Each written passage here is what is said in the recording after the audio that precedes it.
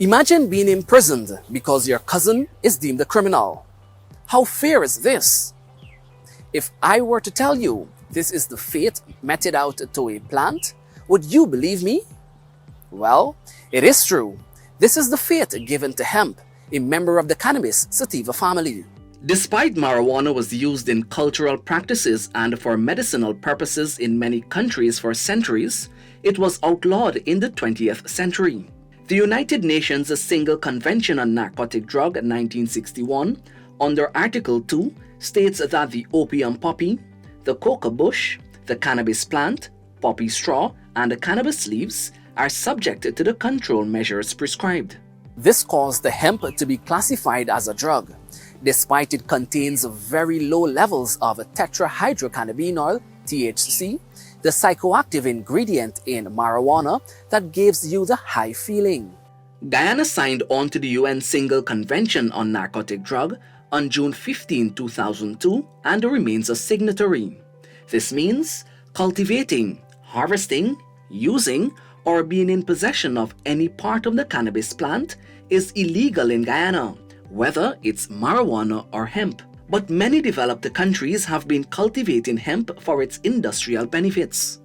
In Europe, they have actually increased the lands allocated for the cultivation of hemp from 19,000 hectares in 2015 to 34,000 hectares in 2019, a 75% increase. Canada grows some 137,000 acres of hemp, while China follows with 114,000 acres. France and the USA also heavily cultivate hemp. Guyana's neighbor, Suriname, is also moving towards the industrialization of hemp. Recognizing this phenomenon, industrious Guyanese began campaigning for the regularization of industrial hemp in 2016. But what is hemp, and how is it distinguished from marijuana? And why should Guyana be involved in its production? Hemp, unlike marijuana, has little THC, the chemical compound responsible for the euphoric feeling when using marijuana. It means if you were to smoke hemp, you would not get high. Marijuana, which has high levels of THC, is used for medicinal purposes, while hemp can be processed to make a myriad of products like paper, clothing, animal feed, hemp protein powder, hemp milk, hemp oil, building materials, flour, coffee, biofuel, furniture, shampoo, sunscreen, amongst a long list. Hemp oil is also used to treat medical conditions such as sleep disorders and chronic pain. Hemp grows considerably faster than other crops, making its use for the production of paper and textiles more sustainable. Industrial hemp also improves the quality of soil, as its fallen leaves that decompose enrich the soil, making crop rotation advantageous, giving the incoming crops superior soil, meaning larger yields. Hemp plants have also proven to extract the heavy metals from the soil that inhibits the growth of plants. This was shown when hemp was planted in Ukraine following the Chernobyl disaster. It was able to remove radioactive materials from the area. Since the push for the regularization of hemp started in 2016, the lobbying never ceased. It has gained the attention of President Dr. Mohamed Irfan Ali, who announced that Guyana will become a producer of hemp. My hope that Guyana can develop a viable hemp industry. The hemp industry is not only about hemp production, but it's about having the processing and value-added facilities here in Guyana.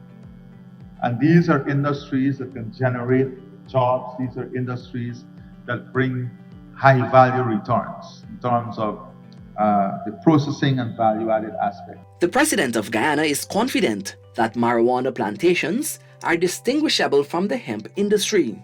He is also cognizant that there are many marijuana farmers in the country and is keen to have them involved in hemp when it is legalized. This also paves the way for more jobs to be created, feeding into the government's promise of creating 50,000 jobs in 5 years. If we have people in marijuana plantation, and all of us know we have a lot of farms, marijuana farms, and we can bring those persons to an understanding that you do not need to go down this road. That we're developing an industry in which you can be a part of it, that will give you more returns in a legal way, and you don't have to pay hiding and risk your future and your family future. Then it's a net gain for the country. With the announcement by the head of state, members of the Guyana hemp industries are now seeing a beacon of hope in their tireless journey. Vice Chairman of the organization, Michael Curtin, details the journey. Over the years, we have had sessions throughout the length and breadth of Guyana. We have met with stakeholders in the last administration who did nothing, I must say from the beginning. And we have spent millions of dollars in education, in terms of information material, and we had 4 concerts with international artists in order to push, to educate the Guyanese on industrial hemp. Over the years, we have been pushing all corners to get hemp legalized, and I must say that the enthusiasm and the commitment of the Orphan Alley-led government must be commended. With the announcement, there must be a change of legislation that declassifies hemp as a psychotropic. The Narcotic Drug and Psychotropic Substances Control Act currently lists hemp as a drug. For the first stage of cultivation, hemp will be grown in regions 6 and 10.